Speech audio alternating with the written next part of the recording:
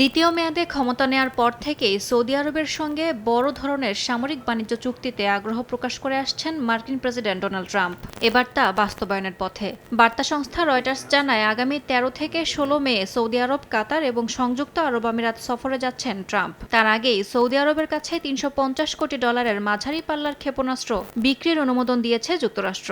শুক্রবার যুক্তরাষ্ট্রের পররাষ্ট্র দফতর এ সংক্রান্ত একটি প্রস্তাবে অনুমোদন দিয়েছে বলে জানা গেছে। মার্কিন প্রেসিডেন্ট ডোনাল্ড ট্রাম্পের আসন্ন মধ্যপ্রাচ্য সফরের আগে এই অনুমোদনকে রাজনৈতিক ও কৌশলগত গুরুত্বপূর্ণ বার্তা হিসেবে দেখছেন বিশ্লেষকরা।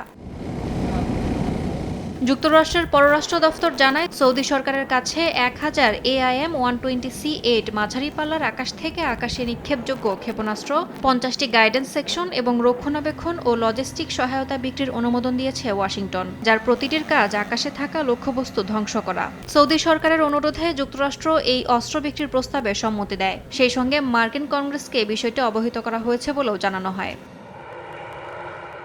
২০১৭ সালে প্রথম মেয়াদে ট্রাম্প তার প্রথম বিদেশ সফরে সৌদি আরবকে বেছে নেন, যেখানে $১১০ বিলিয়ন সামরিক চুক্তির ঘোষণা দিয়েছিলেন তিনি। তবে ২০১৮ সালে সাংবাদিক জামাল খাশোগি হত্যাকাণ্ডের পর অনেক চুক্তি মুখ থুবড়ে পড়ে। বিশ্লেষকদের মতে, বর্তমানে ট্রাম্প প্রশাসন আবারও সৌদি আরবের সঙ্গে সামরিক সম্পর্ক জোরদার করতে চায়। এর অংশ হিসেবেই এই $৩৫০ কোটি ক্ষেপণাস্ত্র বিক্রি করছে বলে মনে করেন বিশ্লেষকরা। আসন্ন সফরে $১০,০০০ কোটি সামরিক সরঞ্জাম বিক্রির আরও একটি বড় চুক্তির সম্ভাবনা রয়েছে বলে জানা গেছে। বিশ্লেষকরা বলছেন, ইউক্রেন যুদ্ধ ও জ্বালানির ভূরাজনৈতিক প্রভাবের প্রেক্ষাপটে ওয়াশিংটন এখন আবারও রিয়াদের সঙ্গে ঘনিষ্ঠ সম্পর্ক চায়, আর তারই অংশ হিসেবে এই বিপুল অস্ত্র চুক্তি।